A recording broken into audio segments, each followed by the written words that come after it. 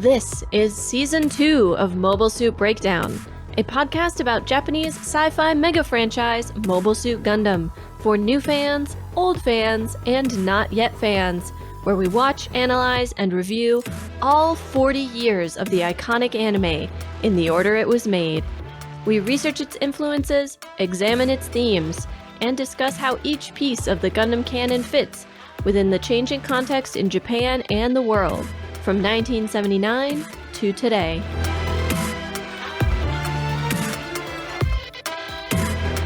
This is episode 2.44, Strange Bedfellows, and we are your hosts. I'm Tom, a lifelong Gundam fan, and a week-long Sakura Wars fan. And I'm Nina, new to Zeta and impressed that Haman is more than just a pretty face and an evil aura. Mobile Suit Breakdown is made possible by the support of 303 patrons and subscribers. Thank you all, and special thanks go out to our newest supporters, Manny F., Richter S., Donald F., Noctis, David H., Ron G., Barry F., Spirit System, and Joe S. Some of you may have seen this on our social media or Patreon page, but we hit a couple of milestones this past week. The Patreon reached $2,000 a month, and we reached 300 subscribers. We are so grateful for all of the listener support and excited to see the podcast grow. In Dispatches from New York, I don't have much of an update to give this week. The inability to relax out of doors is getting to us. We're worried about the situation in states that are opening up. We know a lot of people who will be affected because they will have to go work outside the home. The situation in New York seems to be improving, but not as much or as quickly as anyone had hoped, given the measures put into place. It's tiring, y'all. That's all I've got this week. This week we return to Zeta Gundam, and we are covering Mobile Suit Zeta Gundam episode 43, Haman's Victory. After the recap and our talkback, we have some research on a new mobile suit that shows up in this episode. You'll find out which one after the talkback. But first, let's tune in to the Titans News Network. This is the NRX-055 Transformable Mobile Armor, codename Bound Dock. Nearly 30 meters tall, bristling with mega-particle cannons, and 130 tons fully loaded, it is a state-of-the-art war-fighting, insurrection-crushing machine. Accompanied by a squadron of new Barzam-type mobile suits, this Bound Dock is ready to take on anything AU can throw at it. But it's not just the mobile suits, the battleships, or the colony lasers. It takes something more. It takes the heroic spirit of Earth, bearing the full weight of gravity inside each and every Titan. Our pilots are the elite of the elite, expert soldiers drawn from loyal Earthnoids. All throughout the Earth sphere, they have been fighting for you. Now, it's time for you to join them.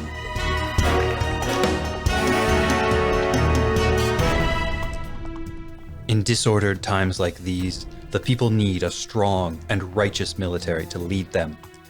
The once weak and divided Earth Federation is now under the leadership of the Titans, a very different administration than any it has known before. Together, we oppose the greatest threats the Federation has ever faced. But we will never run from them. Anyone who doubts the strength or determination of the Titans should look to the fate of those who oppose us. And they will doubt no longer. The Titans are power. Become a Titan. Embrace power.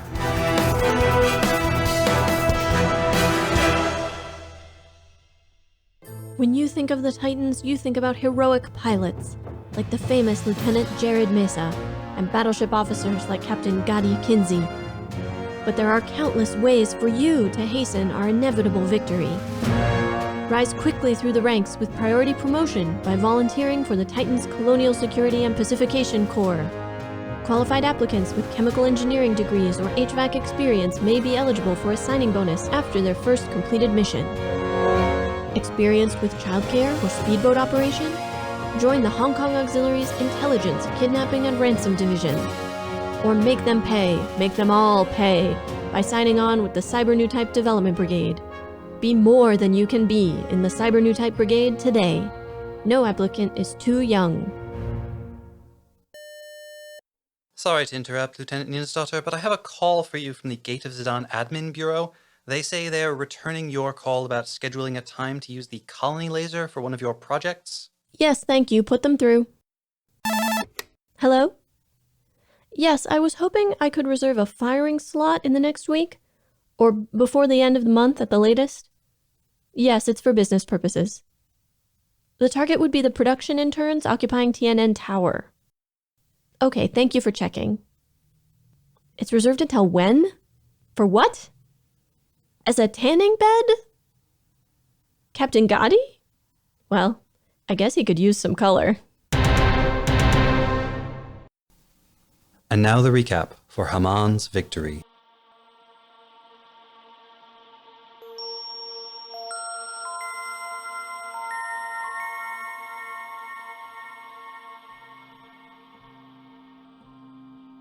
Grips 2 and the colony laser are nearly in range of Granada. With few options left, Melanie Hugh Carbine sends a special envoy to the Argama. The officers and pilots gather on the bridge to receive the envoy, along with Beckner and Katz representing the crew of the Radish. It seems that Carbine wants them to attempt to negotiate with Axis once more, breaking up the alliance that leaves Ayug so overpowered. "But they're our enemy!" Katz blurts out, and it's clear that none of the younger members of the crew like this idea. But Char's response is more measured. They don't know yet whether Axis is truly an enemy or not, and he agrees with Bright that they should follow orders and complete the mission. Later, in the passageways of the ship, Bright and Camille have stopped to talk when they overhear an argument in a nearby room. It is Emma, loudly scolding Katz and Fa, who feel they cannot participate in this mission. The underhandedness of asking Axis to turn traitor and the total inability to trust Axis make the mission anathema to both of them. After hearing this, Bright enters the room and asks if that is truly how they feel. When they reply with a confident "yes," he orders them both to the brig until the mission is completed. After they've gone, Emma points out that Fa and Katz aren't the only ones on board who are against the mission, but Bright is adamant that this is precisely why those two had to be punished. He cannot have them running around the ship, voicing their defiance and damaging crew morale. Camille is the one who flies out under flag of truce to request a meeting from Haman on the Guadan. He has kept carefully under guard his entire time on the ship, but Haman acts gracious and tells him that there is no need for the Argama to send anyone to the Guadan. She will instead go to the Argama to meet with them. Once Camille takes his leave, one of her officers questions whether it's wise for her to go aboard the Ayug ship, but she is curious and wants a chance to examine the Argama firsthand. On her way in, she buzzes the bridge in her new mobile suit, the Kubele. Once aboard, she meets with the officers of the Argama, who have been authorized to accept Axis's terms, the return of the Zabi family. Ayug's backers have also agreed to cede Side 3 to Axis control. "What would you have done if we did not accept the return of the Zabi family?" Bright asks Haman. "We would have begun a massive nuclear assault on the Earth," she admits, with a small smile. In return for these concessions, the Guadan will destroy the Titan's colony laser. But before Haman leaves to begin the mission, she insists that Char ask properly. He removes his sunglasses, bows, and politely begs Haman's assistance. With a laugh, she agrees, reassuring them that she keeps her promises, and they will have first-hand proof of the might of Axis. While the Guadan gets into position, the Argama and the Radish will stage a feint, keeping Titan's forces distracted. As the launch sirens blare, Camille takes normal suits to the brig for Katz, Fa, and the kids. He leaves the door to the brig unlocked before launching himself. Katz asks Fa if she wants to go, but instead of answering, she asks back, "What about you?" Still a bit petulant, Kat says that obviously he cannot leave without Bright's permission. Fa looks down at Shinta and Kum asleep in her lap, clearly thinking about how normally she would be fighting to keep them safe. Pacing the bridge, Bright and Char acknowledge that if the Guadon betrays them, the Argama and the Radish will be lost. On the Dogos Gear, Bask seems amused that such a small Ayug force would attack them, and orders his own mobile suit teams to launch. At the same time, they receive a message from the Guadon, offering to support them from the rear. Bask accepts the offer, but does not really trust Haman, and orders Gadi and the Alexandria to keep an eye on their Axis associates. But Haman is too clever for them. She orders the Guadon maneuvered to the rear of the colony laser, where it will not be visible from the Alexandria. She means to fulfill her promise to Ayug, but also to further her own schemes. They will target one of the colony laser's nuclear pulse engines, rendering it inoperable for now, but doing minimal damage so that they can use the laser themselves at a later date. All this time, Ayug's mobile suit pilots have been fighting, but they are outnumbered, and there are no more reserves to launch. Fa senses that Camille is in trouble and immediately rushes to the bridge, Katz, Shinta, and Kum chasing after her. She begs Bright to let her launch, and he releases her and Katz from their confinement. They arrive just as Camille is being swamped, providing much-needed backup, but Ayug forces are still struggling. What can be taking Axis so long? The Guadon finally fires, and retreats quickly out of range of any Titan's ships. Recalling all his mobile suit teams, Bask orders them to pursue the Guadon. When one of his officers questions whether it is more important for them to continue defending Grips 2, Bask punches him so hard he staggers across the room. Haman has an excuse ready. It was all an unfortunate accident, as they were aiming at the Argama but missed their target. She can continue to play both sides off against each other to her own benefit. After the battle, Char visits the Guadon, kneeling before Minerva in the throne room. She gives a little speech, adult and formal, thanking him for his service to the Zabi family. As he leaves, Haman whispers theatrically to Minerva that this operation has delivered Ayug into their power, and it was all thanks to Char.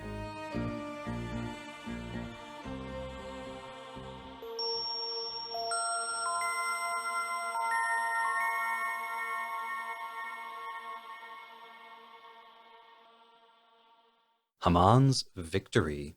And a more fitting title I cannot possibly imagine, because she maneuvers the situation pretty cleverly. And she gets both a political victory, which is getting Ayug to agree to her demands, as well as a personal victory, which is that she gets to make Char lick her boots, all but literally. She really, really goes out of her way to humiliate him, repeatedly in this episode, too. I honestly think it's less about humiliation and more about maybe this is humiliation. Put him in his place. For him to understand that he is not in charge, he does not get to make the decisions, that he is in a position of subservience, and he needs to behave like it. Absolutely. But I do think that is humiliating for him. I think she takes personal pleasure in seeing him humiliated in that way. I mean, he handles it with grace.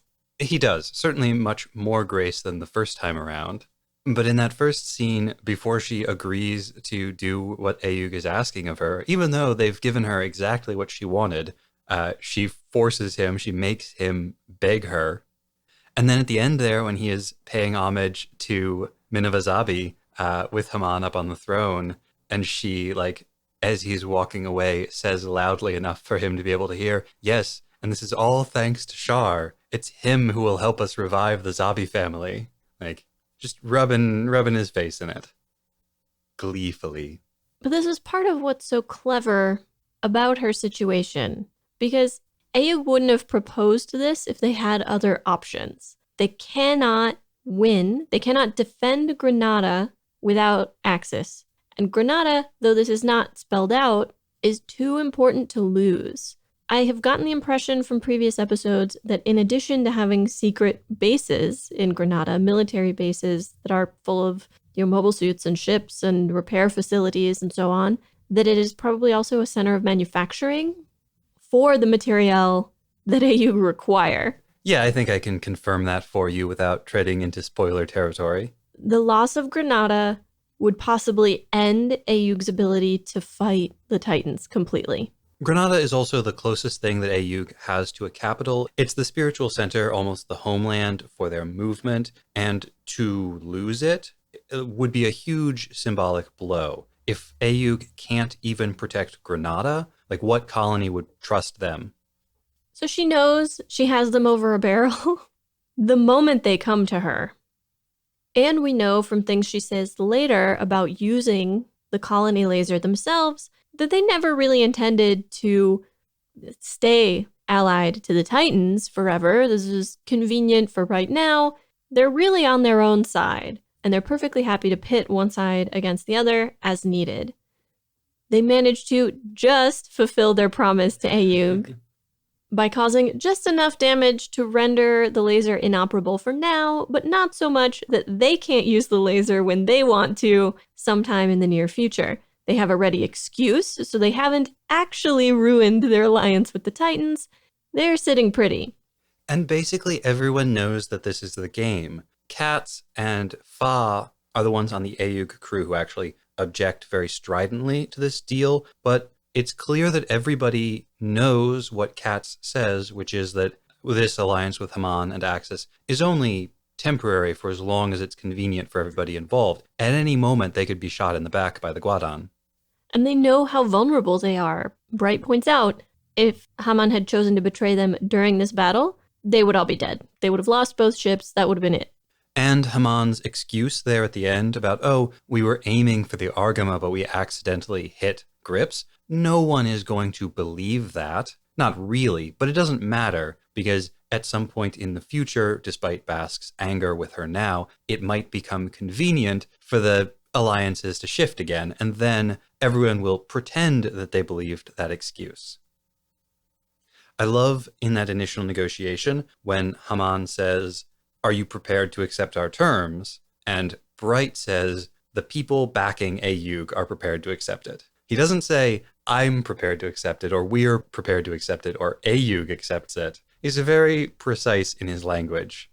I interpreted that less as a sort of personal deflection and more as, we're not an autocracy, we're not a kingdom, it's not about whether we accept you, it's about whether the organization accepts you.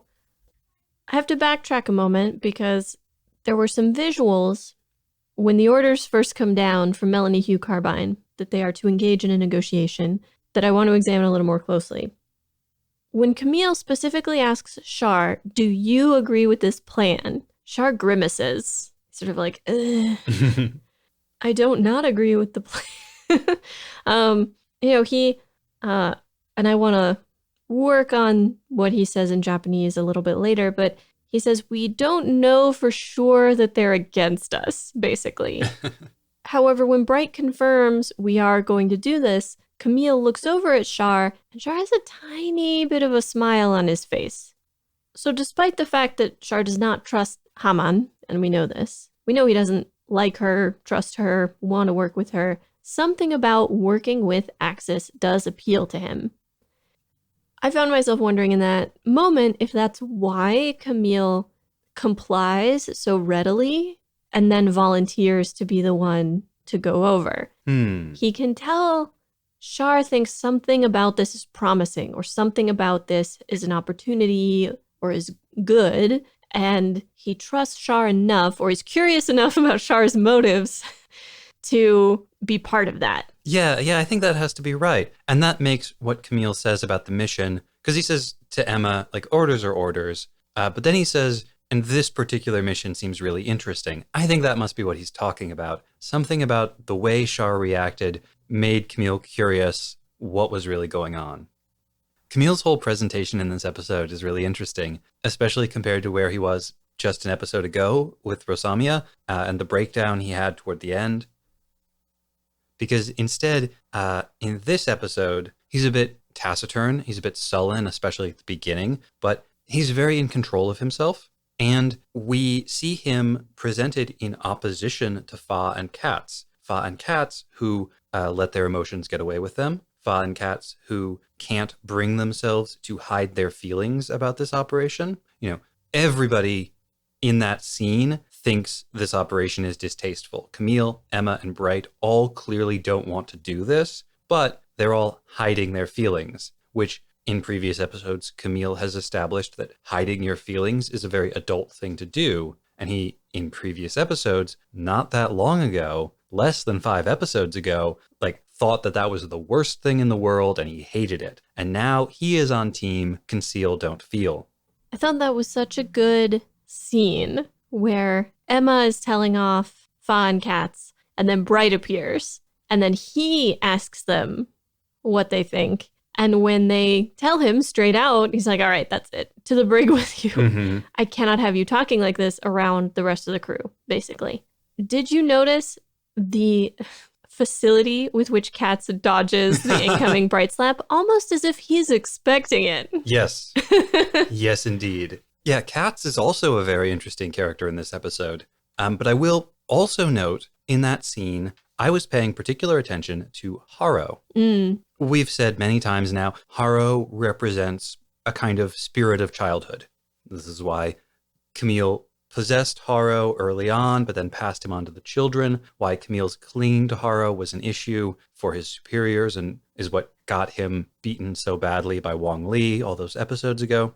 Here, it's Haro that brings Bright and Camille into this conversation. And so Camille is holding Haro when the conversation begins. But by the end of it, Haro goes with Katz and Fa.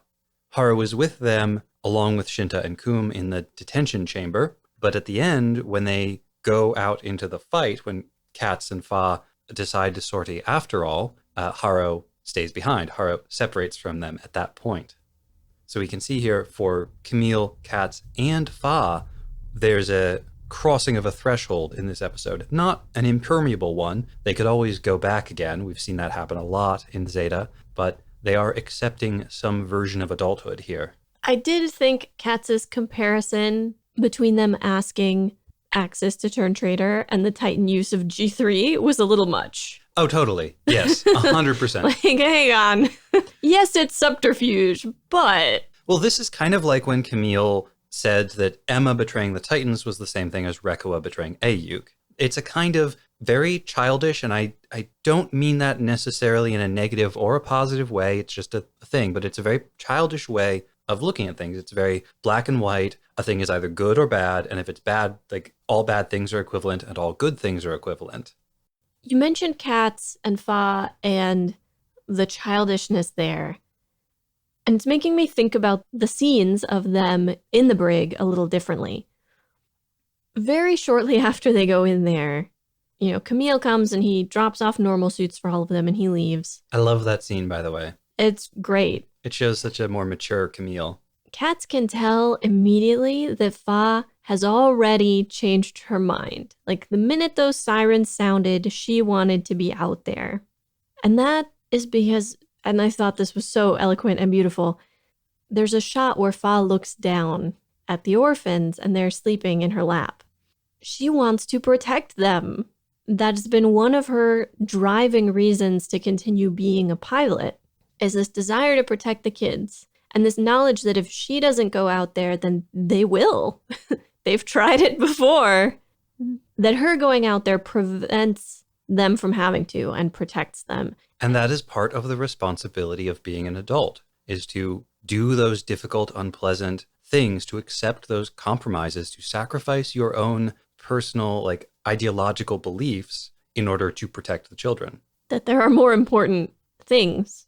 And Katz, perhaps hanging on to that childishness a bit longer, says, I can't leave without permission. Yes. I focused in on that line too. Right? Because Fa doesn't wait for permission. I think Fa hangs back initially because she doesn't want to abandon Katz. Mm-hmm. Having gotten into trouble with him, she doesn't want to abandon him here alone. She doesn't want to leave him to be the only one suffering punishment. They got in this together, they should get out of it together. But then when she senses Camille, she doesn't wait. She runs and she begs. She's like, please let me go out. Well, because she senses that Camille is in danger. And as much as she wants to protect the orphans, she also wants to protect that orphan. That while ideologically she is opposed to this idea, her desire to protect people she cares about overrides that. Now that scene is great visually as well, because first Fa senses Camille and it's very internal to her. The camera is like really up close on her face. And then it pulls out. We see that she's sitting there with the kids, but Katz next to her is like actively meditating at that moment. He's sitting in seiza. His eyes are closed. He looks like he's meditating, although he has like the most petulant expression on his face. But Katz has not sensed what Fa has sensed. Did you notice the fight that causes her to feel this, the fight between Camille and this Hammurabi, is very strange because we do not typically get this kind of fight scene between a main character and an unnamed faceless baddie. This kind of scene is usually reserved for named baddies. Yes, for clashes between rivals. Because it's close-in, clashing of beam sabers, straining against each other fight where we don't even see the enemy's face. It's very unusual, but I have to think they made that decision because they needed that level of tension to lead into Fa sensing the fight. And part of that is just the sheer number of enemies is putting even pilots like Camille under a ton of strain. But part of it is that, unlike in First Gundam, where Amuro plus the Gundam was just at every stage leagues better than your average Zeon pilot, in Zeta, the field of power is much flatter.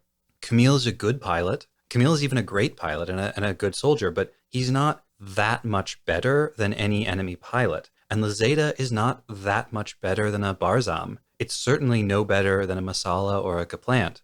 It does help reinforce, I think, the team dynamics because it means he gets into trouble. He is in some danger when Fa and Katz arrive. And this has become a sort of almost silly pattern through Zeta. This happens so often that just in the moment when someone is in the most trouble, their reinforcements arrive. The Eagles! The Eagles! A shot from off screen saves you at the last possible second. Right. But it does hammer home Camille can't do it alone. And then when Fa and Katz arrive, first, they're together in the same frame, flying in quite close formation in a way that you probably wouldn't actually do in space. The unlikeliness of it and the unusualness of it compared to other shots really does drive home the connectedness of these two pilots. And then Camille joins them. The three of them fly off into the battle together and continue fighting together for the rest of the battle. It's great. It's kind of like the three of them united again after being separated early on in the episode. Yeah, Fa is a treasure in this episode. Justice for Fa. Although it's funny you mentioned things that have become so repetitive as to become kind of silly. How many scenes now have we had of Fa on the bridge of the Argama trying to convince Bright that she should be allowed to pilot? She doesn't have to try very hard in this one. Oh, yeah. And the reason that he objects to her piloting is like different each time. They're not always exactly the same scene, but it does keep happening. There were a couple of moments with Camille that got me thinking. The first one is when he arrives on the Guadan and he's surrounded by soldiers who are all holding weapons. And he's like, typical zombies. I have this written down too. How would he know? What does he know about the zombies? He watched a lot of movies about the war. It's just very funny to me that he has an idea of what the zombies are in his head that is entirely manufactured or based off of history books. It was only 7 years ago. Well, he was 10. He would remember the war. It's true. He would remember the war. He would remember the propaganda around the war even more, probably.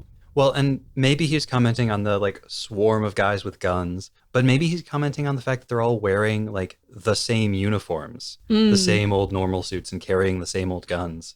Although As Katz points out, Ayuk is not so different from the old army either. Yeah.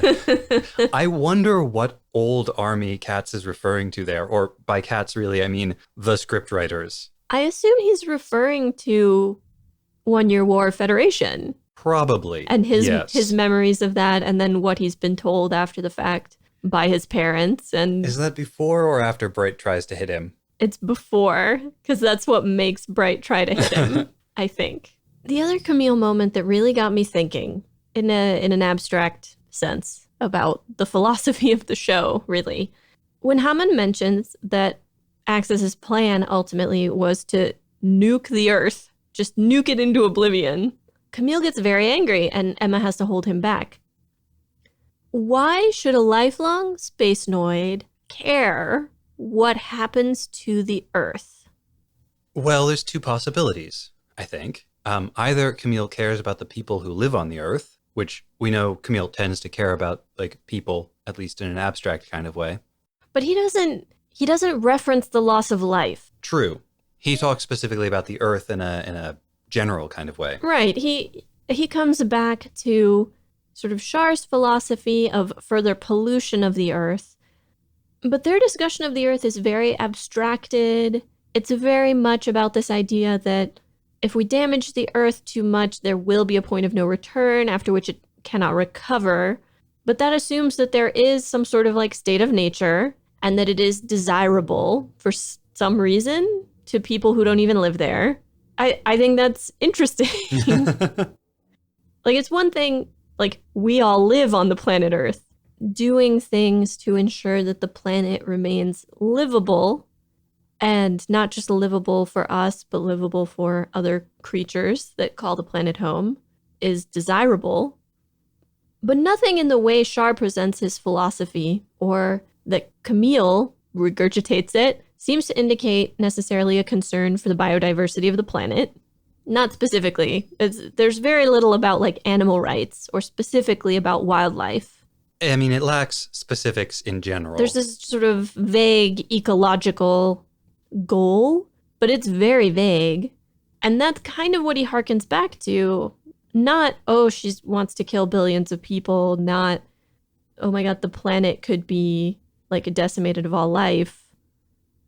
It's odd to me that we have these spacenoids with this very vague idea of preserving sort of the cradle of humanity, but at the same time, never intending to go back, never intending to have any ties to it or be dependent on it in any way. They mean to be entirely independent and to leave it behind them, but also it's very important to them that it be preserved. This feels, the way you're describing it now, a little bit like the way young adults feel about their childhood homes or about their like memory of the family. Like, it is the desire to go out into the world, to separate from your own past, to make your own way, and yet always to preserve what had been. And like the emotional response that a person has when they find out, for example, that their parents have decided to sell their childhood home. Or even just, oh, we turned your room into an office. Or like, right. But if the family home is changed anymore, then it won't be the family home anymore.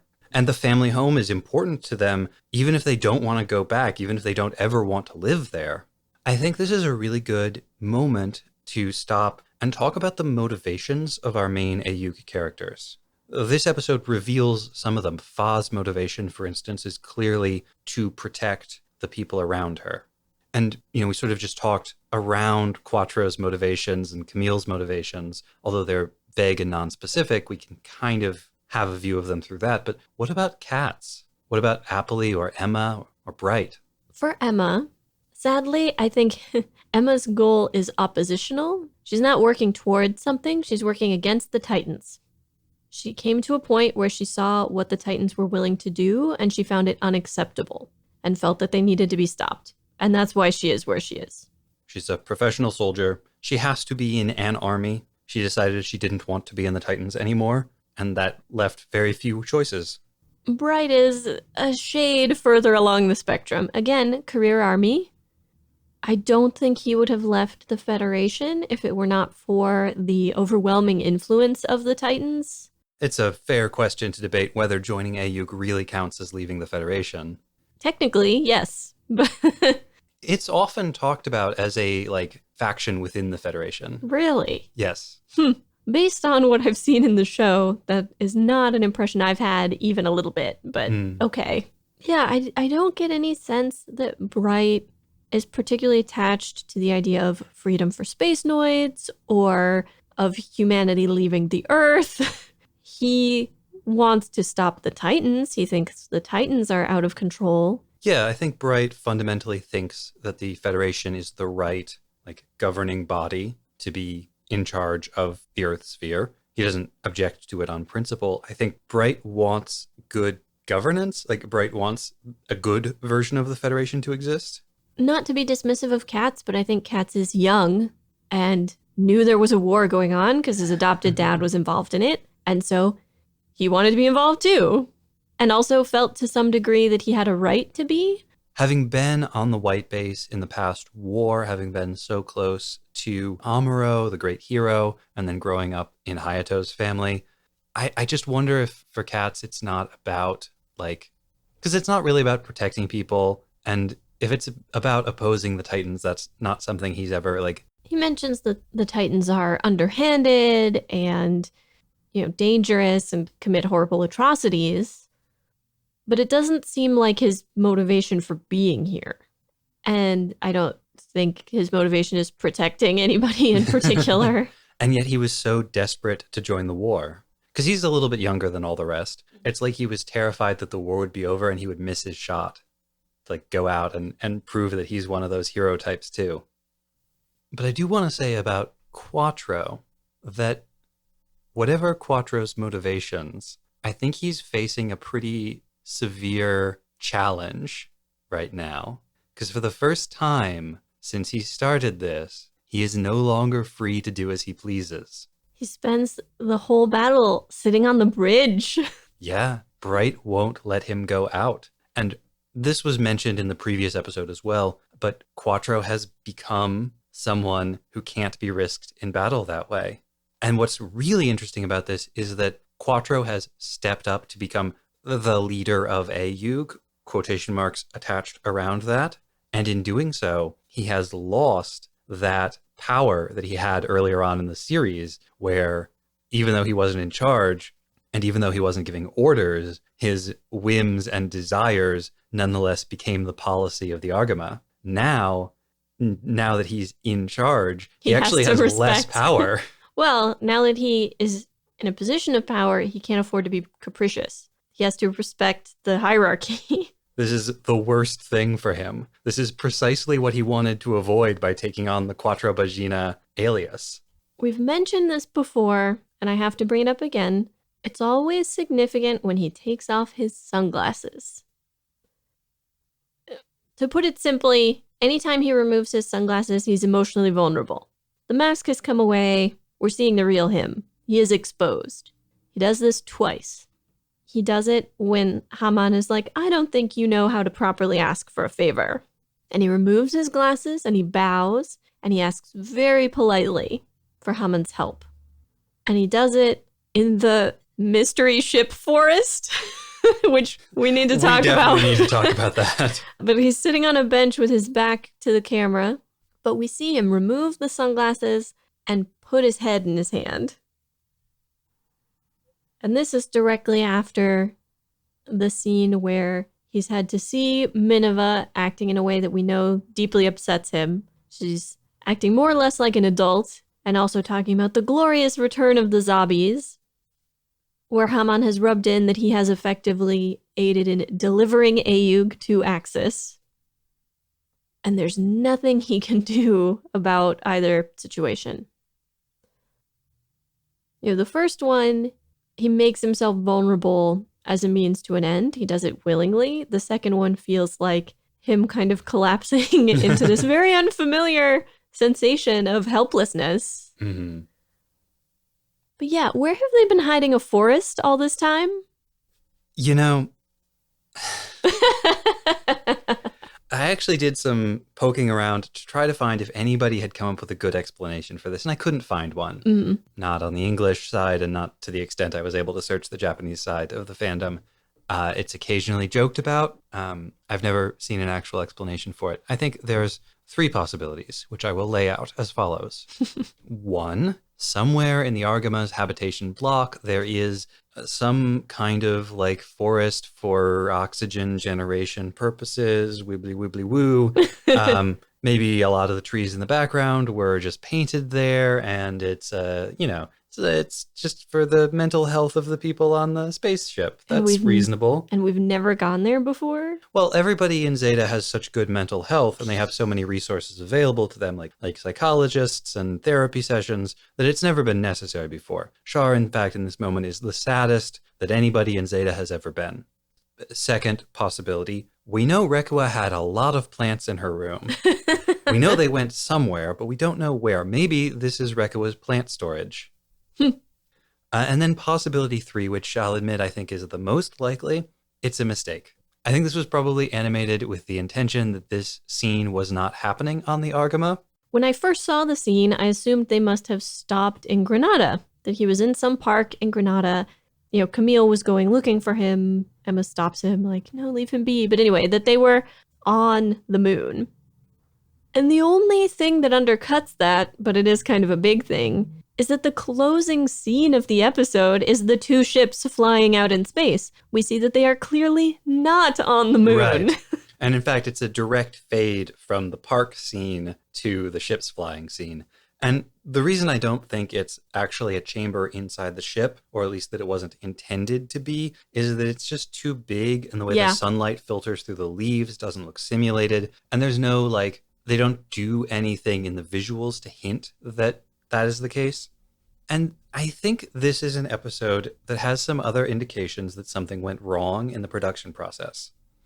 First of all, as we noted when we watched it, the animation quality throughout most of the episode is actually pretty bad, especially people and faces, not great. On the other hand, the animation quality during the battle, very high quality. Yes. And it's a noticeable difference. As you watch the episode, it's not a little bit better. It's like completely different levels of quality. And secondarily, if you pay close attention to the narration at the beginning, you'll notice the narration is explaining away the absence of Rosamia, because it's saying, what she did after the previous episode and so on. Narration is an easy thing to add. It's probably the easiest thing to add. You don't have to animate any moving lips to match the sound. You can write it after the episode has been made. And if you look at the way the Zeta episodes work as a whole, taking kind of a larger view of them, you will see a lot of episodes that don't entirely feel like they're in the right order. Like the events that happen in them are sort of disconnected, or you'll get a storyline that advances every other episode instead of every episode, which leads me to believe that somebody in the planning of these episodes was kind of not doing their job at this stage in the show. And I could see how that would lead to continuity errors, like a scene of Char crying in a park in Granada accidentally showing up when all the characters are actually on the Argama. Here's another visual note, which you picked up on. The emblem in the Zabi throne room is slightly different from what it was last time. Yes. This is important to us because we did a whole research piece on what that emblem looked like and where it came from and what its visual influences were. So a small change like that is something we would pick up. And I would describe the change as what you would get if a different artist tried to draw the same thing, but was working not from a visual reference, but from a description. Yeah, I was just thinking that. Someone gave a description of, there should be an emblem and it should look like this. They were like, okay. And so we got something not quite the same. Oh, lest it pass unremarked, you will all be happy to hear Nina really likes the Cubile. It's so bug-like and weird. And great. And great. Yes, I do like it. I can assure you, many people have been waiting with bated breath, chewing on their nails to find out whether or not you like it. Oh, dear. Yes. Well, I do like it. How much do you like it? I like it a lot, but I think I would prefer a slightly different color scheme that white or just slightly off-white is sort of meh.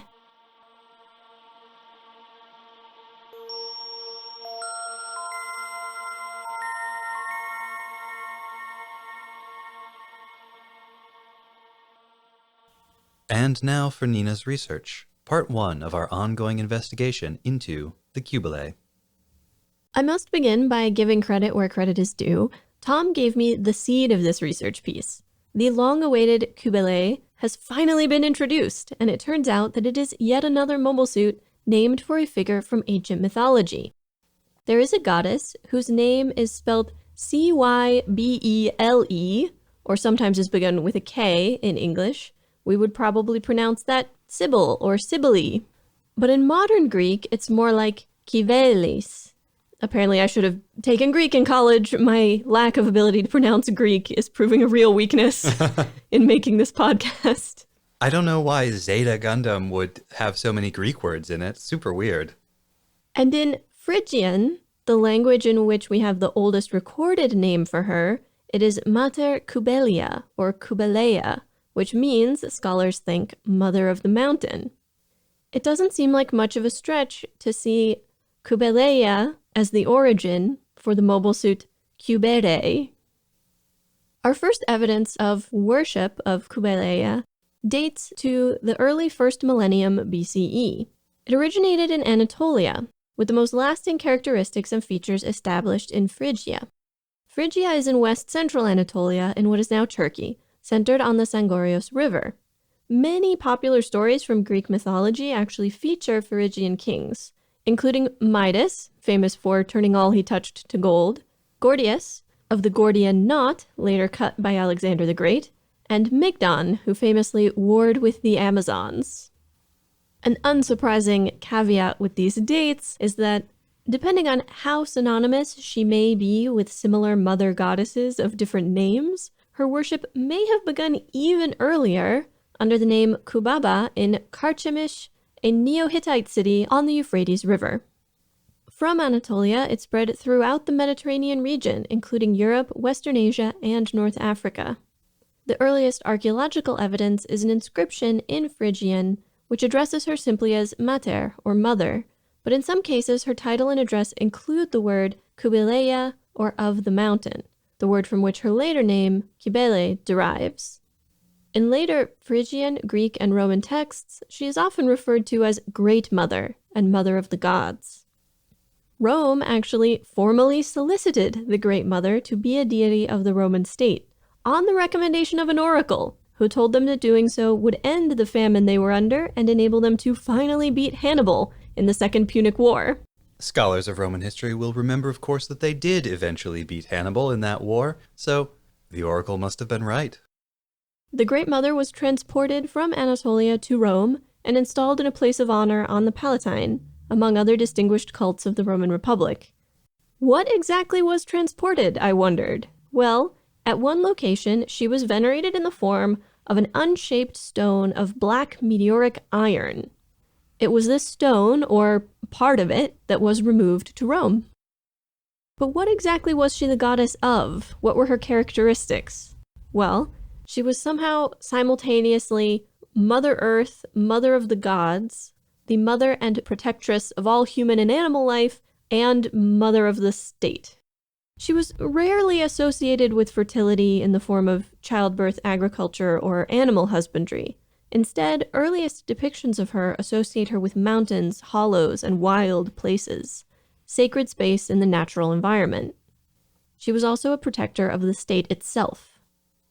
Iconography and funerary texts suggest she was also associated with the unknown, or possibly a mediator between the worlds. She's often depicted flanked by lions or with birds of prey.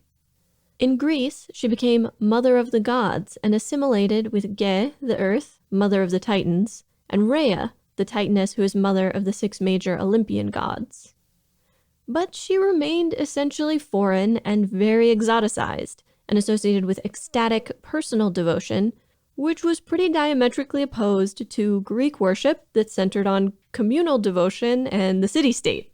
I am getting a strong feeling of like otherness associated with this goddess. Like she's venerated in cities, but is viewed as being from and of the wilderness. She is an icon of mystery, and you worship her in strange ways. She's part of the pantheon, but doesn't really belong there. That's going to continue. Haha. She was said to arrive in a chariot pulled by lions and accompanied by wild music and lots of wine. There are associations with Rhea and Dionysus, who had similarly wild rites associated with them. Dionysus was also considered a foreign god. Also Anatolian, if I remember correctly. And, in his case, Kubelaya was said to have invited him into her home, cured him of madness, and inducted him into her own rites and mysteries. She retained her association with the mountains, but that transformed somewhat into also being associated with town and city walls, and she retained her associations with nature and wild animals. She was said to have visited a plague on Athens when one of her priests was killed there, although this story may have been a later invention to explain why Athens contained a temple to a quote-unquote foreign deity. It was also in Greece that depictions of Kubelaya began to incorporate a hand drum called a tympanon, commonly associated with foreign cults, and was also part of the rites of Dionysus and Rhea, although among these, only Kubelaya holds the tympanon herself. In Rome, she maintained this role, but also became the protector of the Roman state. In Virgil's Aeneid, she is Aeneas's protector, and she was also considered the mother goddess of Troy, from which many patrician families considered themselves descended. But there was still considerable ambivalence toward her in Greece and Rome, and debate about her worship. The wild and ecstatic nature of her worship was considered very un-Greek and un-Roman, as well as possibly being disruptive to the very social order. Not to mention that the Greek and especially Roman societies were ultra-patriarchal, extremely misogynist in their attitudes toward women, especially women holding any kind of power. So this great female deity who is a protector of the state and holds immense power would have made them feel very uncomfortable, even if they were happy to make use of her. Also, most or all of her priests were eunuchs, which was a point of controversy. Unlike other Roman priests who were citizens, could inherit property, and were expected to marry and raise families, Kubelaya's priests were eunuchs, which meant that they were forbidden citizenship or inheritance. They are also described in a great many texts as being effeminate and flamboyant in a way that did not jibe with Roman society of the time. These factors made them objects of both fascination and scorn for most Romans. I remember that with other cults like this, the Romans would actually import priests from outside of the Roman city. Was that the case here? Unclear. They know that for a time, Romans were forbidden from becoming her priests, and that ban was at one point lifted, but it's not entirely clear where her priesthood came from. Many celebrations that were held in her honor pointedly excluded her priests. Huh. What information we do have about her worship is based on monuments, hymns, and poetry. Her cult appears very prominently in works of many or even most major authors from the late Republic to the early Empire. Latin authors often painted a negative, unflattering, and even sinister portrait of Kubelaya, which fits with what you mentioned about their feelings about women with power. These portrayals had a lasting impact on how the goddess was viewed and her place in history, literature, and myth. One source cites Catullus' poem 63, in which Kubelaya is associated with madness, violence, and destruction. Unlike our contemporary maternal view of mother goddesses, in which they are nurturing, comforting figures, this ancient Mediterranean mother goddess is vengeful and fierce. I haven't yet addressed Attis, and that is because it's a bit complicated. What's Attis? Sources describe Attis as Kubelaya's son, consort, attendant, or some combination of the above. In Phrygia, Attis was a common name and a title for priests, or possibly priest-kings. In the Phrygian version of the story, Agdistis, which is another name for the Great Mother, was born bearing both, quote, male and female traits. This made the other gods afraid of Agdistis, and they cut off her penis and threw it away. It grew into an almond tree, like you do. And Nana, daughter of the river god Sangarius, plucked up an almond from the tree and held it to her chest, thereby becoming pregnant. Like you do. She abandoned the baby Attis, and he was raised by a he-goat. But he grew into a beautiful young man, and Agdistis saw him and became enamored of him. However, he was set to marry someone else. Full of jealousy, Agdistis struck him with madness, causing him to castrate himself and bleed to death. Like you do. Feeling somewhat repentant, she saw to it that Attis was resurrected and that his body would never age or decay. As a god in his own right, Attis was associated with vegetation, which grows, seems to die, and returns again in spring. In a Roman version of the story, Attis castrates a king to repel his unwanted sexual advances. But the king, before he dies, castrates Attis, and Attis bleeds to death at the foot of a pine tree. Priests of Kubelea discover him there and bury him, and the Great Mother's priesthood were said to castrate themselves in his memory. Some of the Roman-era rites involved the spattering of the temple and a cut pine with real or symbolic blood. They used violets for the symbolic blood. I'm not sure why violets exactly, but also sometimes the priests just cut themselves up and danced around wildly so that blood would go everywhere. While there were certainly animal sacrifices done to other Roman gods, this kind of very sort of emotional and wild display was unusual. The Romans had kind of a complex relationship with the expressions of public emotion. For instance, when someone died during the funeral procession, it was important to have lots of big displays of public mourning, which is why you hired professional mourners who did that all the time, and they would tear their clothing and pull their hair out and do all the things to express their mourning for the person who died, which kind of saved the family from having to express too many emotions. Stoicism was a powerful virtue, especially for men. Interestingly, a lot of the information that we have about Kubelea and her worship in Rome was actually written by early Christians engaged in polemics against Roman religion. So you can imagine how reliable it is. Several sources I looked at discussed possible connections between the Great Mother and the Virgin Mary in Christianity. There is a lot of discussion of whether and how pre-existing female deities were sort of subsumed into Mary, or was Mary sort of defined in relation or juxtaposition to them? Does she fill an empty void, or does she represent sort of a link in a chain?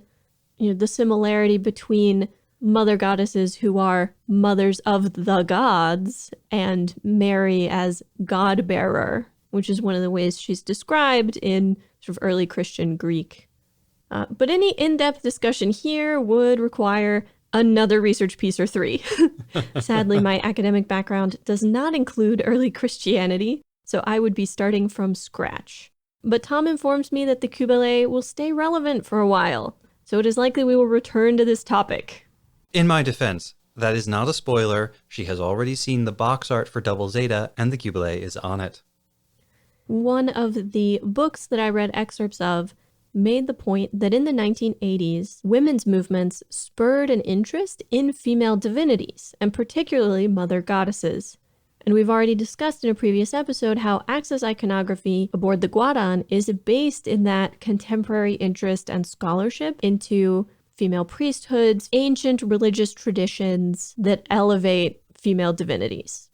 We already know that influence was present in the way that Axis is being depicted and characterized. And so to have it come up again here doesn't feel like a coincidence. It seems pretty clear to me that Haman as mother of the state, or mother of the founder of the state, works really well. Her position as mother figure to Minerva, who as the last remaining Zabi embodies the monarchic state, is very clear. She's fierce, she's vengeful, she's protective. She is the protector of the state, especially when she enters the Cubile, especially when she takes on the greater power of the mobile suit. She is the guardian of Axis Zeon. Her attendants are mostly men. We get frequent scenes of her surrounded by male soldiers. For some reason, Axis appears to have very few women soldiers, or none, except for Haman. And considering Char's antipathy toward her and her need to put him in his place, brings back the whole Eddis story. You know, this idea of Haman unwilling to let Ayug have Char, right? If she is not going to use him for her own purpose, nobody will. Especially given the way Zeta is written, I think this is a fair phrasing, castrating Char of power and authority. She is certainly emasculating him in this episode. You know, consider his choice of pseudonym Right. once more. We can presume that Char Aznable became Quattro Bagina sometime after he left Axis. Indeed. When he came back to the Earth sphere. After all, Minerva remembers him as Char. So it must have been after whatever happened between him and Haman on Axis after the war. And throughout Zeta, we get these various different images of what womanhood means and different ways of embodying being a woman. You know, we have Emma as the sort of career woman. We have Rekoa and Sarah's devotion to Sirocco. We have Fa's protective instinct over these children. These different conceptions and depictions of what it means to be a woman clearly interest the writers. And so we can see how this goddess who embodies the wilderness, who embodies a protective power that's not strictly grounded in motherhood, might be of interest to them. Absolutely. I mean, what is the asteroid belt if not wilderness? What is the asteroid axis if not a mountain in space? The mountain from which the Cubile comes.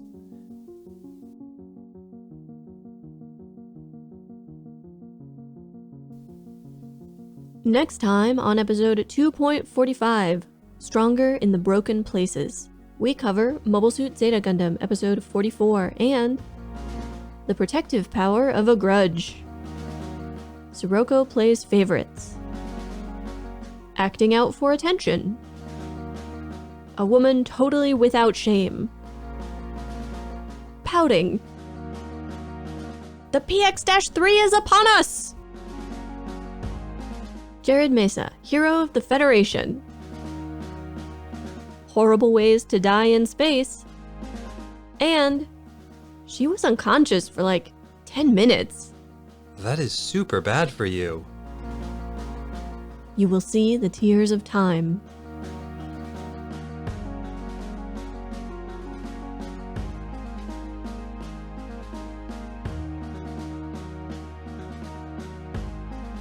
Remember to do all of the podcast things. Subscribe and review Mobile Suit Breakdown wherever you get your podcasts. Then pledge your undying devotion to Mobile Suit Breakdown on Patreon, where you can find great bonus content, get access to the MSB Discord, get exclusive MSB merchandise, and, support the podcast. You can also follow @Gundam Podcast on Twitter and Instagram, and like us at facebook.com/Gundam Podcast for all kinds of extra content. And you should always check out our website, GundamPodcast.com, for all of our episodes, show notes, watch list, wish list, some other lists, and more. Plus, you can always email your questions, comments, and complaints to GundamPodcast@gmail.com.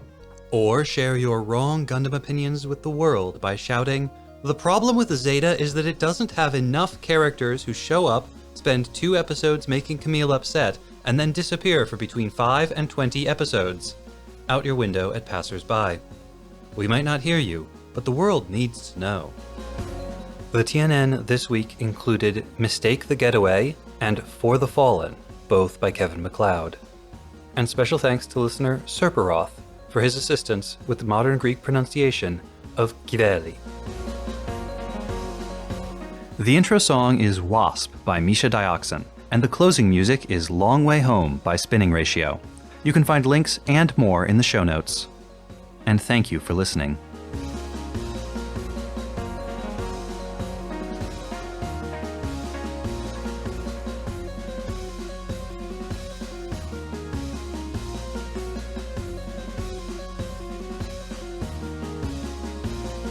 There's a particular angle where they show the Guadon from like the front, and it looks real Ionic. And of course the Jupitrus is super phallic.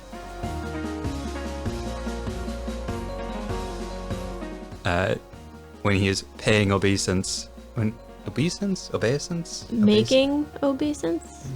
I usually hear obeisance. I'm gonna go with paying homage, because I know how to pronounce that.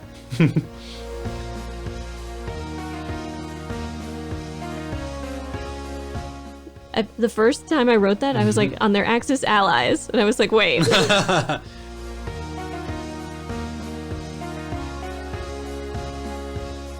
That's not gonna work. Yup.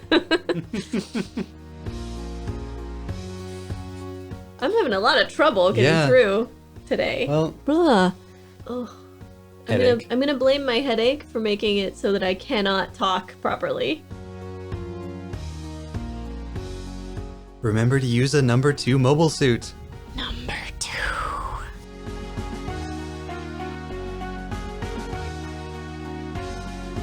As much as she wants to protect fast cars, motorcycles. Or no, it's after? I don't remember now. It's that scene, though. It is that scene. I think it's before. I think it's before, because after he's like, yes, sir, I'll go to the brig now, sir. Yeah.